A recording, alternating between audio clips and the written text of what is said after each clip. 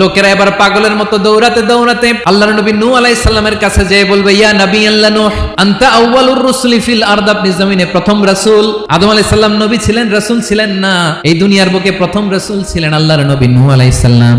সবাই বলবে, ও নবী আল্লাহ নূহ, রাসূল আল্লাহ নূহ, আল্লাহ আপনাকে আবদান শাকুরা, শুকরগুজার বান্দা বলে কোরআনে বলেছে। কোরআনে নূহ আলাইহিস সালামের নামেও সূরা আসরা নাই। আপনি আল্লাহর প্রিয় বান্দা, প্রিয় রাসূল।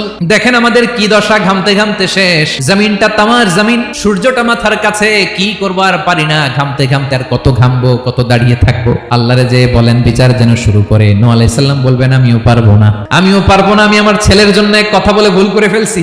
যখন মহাপ্লাবন হবে আমি বললাম, আল্লাহ আমার কলিজার টুকরা সন্তান রে বাঁচান। আল্লাহ বললেন, ও নূহ, সে তোমার সন্তান না, কারণ সে ঈমান আনে নাই, সে পাহাড়ের উপর দাঁড়িয়েছে, দেখি কেমনে সে বাঁচে। ওই যে আমি একটা না বুঝে আবদার করেছি, আল্লাহ আমার উপর রেগে গিয়েছিলেন। আজকে আল্লাহ ওই ব্যাপারে যদি আমারে প্রশ্ন করে, আমার কোনো জবাব নাই, আমি পারবো না, মাফ করো।